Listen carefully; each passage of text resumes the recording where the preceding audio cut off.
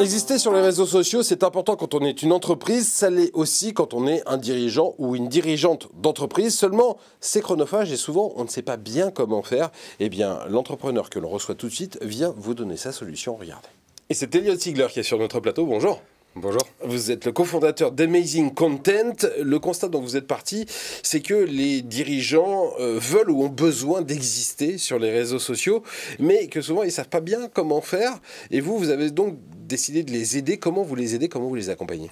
Ouais, exactement. Comme vous le dites, le premier constat, c'est que sur ces plateformes, personne ne veut discuter avec un logo. C'est pas très engageant. Voilà.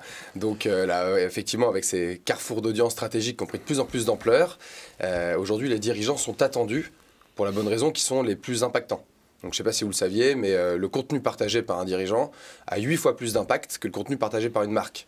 C'est pour ça aujourd'hui qu'on peut faire un parallèle qui est amusant, mais effectivement, ne pas avoir de dirigeants qui prennent la parole sur les réseaux sociaux en 2021, c'est comme ne pas avoir de site internet au début des années 2000. C'est un peu la même chose. Donc effectivement, nous, on s'inscrit dans cette démarche-là, en accompagnant les dirigeants et les entreprises à instaurer une culture de la communication incarnée de manière durable. Et ça de 3 manières, avec une application, d'une part, une plateforme d'influence management, de l'accompagnement humain, et puis aussi tout un volet conduite du changement, parce que c'est quelque chose qu'ils ne font pas forcément. Il y en a assez peu qui le font aujourd'hui. Alors, il y a plein de choses dans ce que vous venez de raconter. D'abord, que le dirigeant prenne la parole, c'est bien, mais encore faut-il qu'il ait des choses à raconter. En tout cas, il a certainement des choses à raconter, mais il ne le sait pas lui-même. Comment on fait pour pousser un dirigeant à raconter autre chose que simplement « mon entreprise a signé un contrat où je suis présent aujourd'hui au congrès de je ne sais pas quoi ». Alors le contenu, c'est clé, effectivement. On va demander aux dirigeants 3 choses, d'être authentique, d'être régulier, d'être pertinent. Sur ce 3e point, en fait, justement, va venir la question de la stratégie éditoriale. De quoi un dirigeant va-t-il parler? Pour ça, on va partir de ses objectifs, de ses domaines d'expertise. De là, on va déduire finalement un peu un mapping des parties prenantes à qui on veut s'adresser. Et puis, on en déduit une ligne éditoriale. Et donc, à partir de là, effectivement, on va être en mesure de lui indiquer les sujets sur lesquels, à la fois, il devrait prendre la parole, mais aussi les sujets sur lesquels il peut le faire parce qu'il s'y sent à l'aise, parce que c'est ses domaines d'expertise. Donc souvent, c'est à la jonction des deux, en fait. Et est-ce que vous le poussez à le faire lui-même, ou est-ce que finalement, c'est les services com qui lui rédigent des trucs que lui-même lit ou signe, ou etc. Alors nous, on pousse 100% à ce qu'eux deviennent autonomes.